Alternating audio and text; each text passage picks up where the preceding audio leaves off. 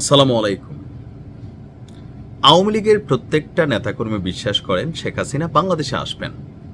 Even তারা যেটা দেখতে চান চোখের সামনে যে শেখ হাসিনা হঠাৎ করে বাংলাদেশে ঢুকছেন, লুকিয়ে থাকা আত্মগোপনে থাকা আওয়ামী লীগের যে সকল নেতাকর্মী আছে তারা সবাই গর্ত থেকে বের হয়ে আসছে, এনসিপির নেতাকর্মীরা সবাই দৌড়াদৌড়ি করতেছে পালানোর জন্য, জামাত এবং শিবিরের মধ্যে আতঙ্ক দেখা দিবে, সরকার অনেকেই হয়তো বিশেষ ফ্লাইট নিয়ে পালানোর চেষ্টা করবে, আর যারা থাইকা যাবে অথবা অনেকে বিদেশে চলে যাবে, শেখ হাসিনা ফিরে আসার পরে তিনি তাদেরকে বিদেশ থেকে আনবেন, বিচার করবেন। আওয়ামী লীগের প্রত্যেকটা নেতাকর্মীর মন্তরের ধারণা কিন্তু এরকম। আবার শেখ হাসিনার সাম্প্রতিক সময়ে যে বক্তব্যগুলো দেন সেখানে তিনি কিন্তু কঠিন বিচারের বক্তব্য দেন, যদিও এগুলো গণমাধ্যমে এখন প্রচার করা হচ্ছে না আইনের কারণে।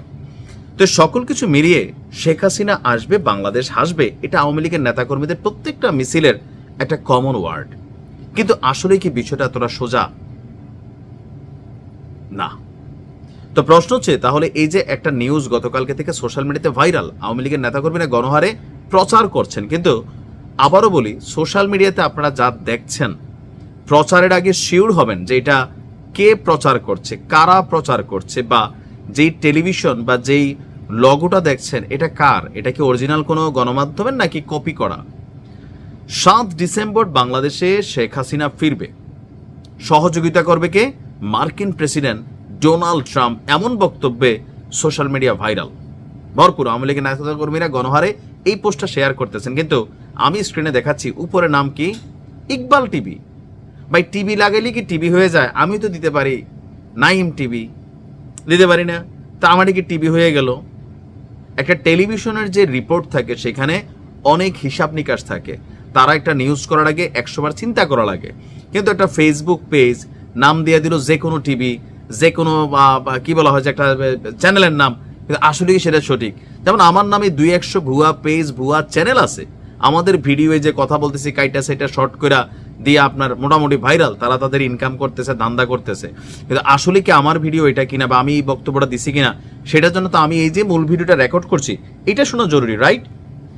তো মানুষের সামনে যখন হতাশা থাকে তখন আসার কথাটা যেই বলে তারাই কিন্তু সাপোর্ট করে বসে, কে উপরে বলছে এটা জরুরি না। যেই নিউজ ফিডটা আপনারা দেখছেন বা কিউ কার্ডটা দেখছেন যে 7 ডিসেম্বর শেখ হাসিনা বাংলাদেশে আসবে ডোনাল্ড ট্রাম্পের সহযোগিতায়, এই তথ্যটা পুরোটাই ভুয়া। অনেকে বলেন ভাই গণমাধ্যম প্রচার করতেছে না, বয়ে না, এরকম নিউজ গণমাধ্যম প্রচার করবে ভাই যদি কখনো প্রকৃতপক্ষে তথ্য আসে।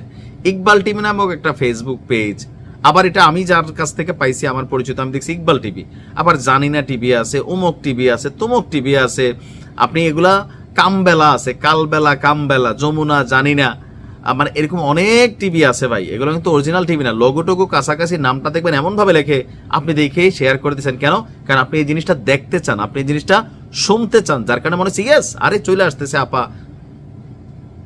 এই নিউজটা টোটালি ভুয়া। হ্যাঁ, শেখ হাসিনা বাইচা থাকলে একসময় বাংলাদেশে আসবে, এর আগেও তিনি দেশ ছাড়ছিলেন, আবার আসবেন, আসার পর এখানে আবার রাজনীতি হবে, আবার আমরা কেউ ধরপা করে পড়বো, কেউ পালাবো, কেউ মারবো, কেউ মাইর খাবো, এটি তো বাংলাদেশের রাজনীতি, আর বাইরে কিছুই না। এখন যেটা হচ্ছে এর থেকে ভালো কিছু তো আর হবে না, খারাপই হবে। প্রতিশোধ সবসময় খারাপই হয়। পরিবর্তন কিন্তু নাই, আমাদের কোনো দিকেই নাই, অনেক দিকেই নাই। টুকিটাকি পজিটিভ পরিবর্তন হয়েছে। তবে আবারও বলি, এই ধরনের নিউজ শেয়ার করার সময় আপনারা বুঝা শুনা করবেন যে আপনি যে নিউজটা পাইছেন এটা অথেন্টিক কিনা। অথেন্টিক না হলে গুজব ছড়াবে।